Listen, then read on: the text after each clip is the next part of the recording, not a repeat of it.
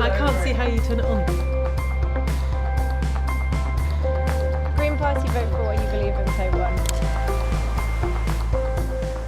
All of the evidence suggests that there won't be any one single party with an overall majority, so the smaller parties are going to be more important than ever.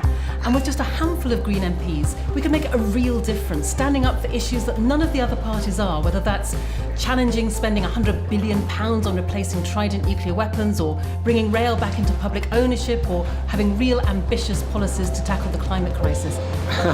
Yes, I often get asked, am I going to be as good as Caroline Lucas? You know, if I can be half as good as her, then it's worth voting Green.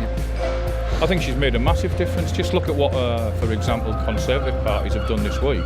In reaction to what Caroline's been doing with their bill and the momentum it's building, they said they're going to freeze fares for the next 4 years. And Caroline epitomises that desire to force change through the system.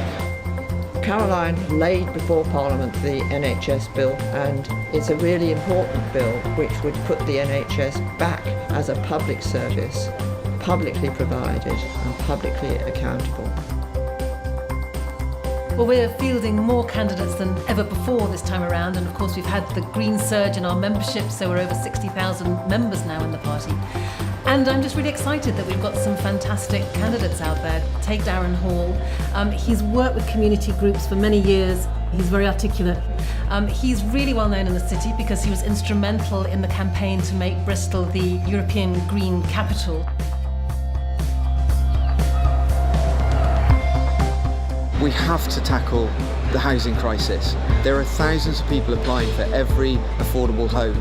I would certainly want to continue the fight against the austerity policies that we've seen from all of the main parties, really. And one of the things that concerns me most, for example, is the way in which those cuts are hurting people on housing benefit, in which people are literally losing their homes. We have to acknowledge the size of the climate change problem and start to tackle it today. I'd want to see a rollout of proper insulation in everyone's homes so that we can get people's fuel bills down, we can get climate emissions down, we can create hundreds of thousands of jobs.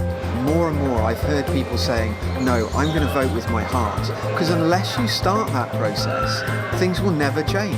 I would say that the only wasted vote is a vote for something you don't believe in. If you want change, what you have to do is vote for it. So on the 7th of May, vote Green for the common good.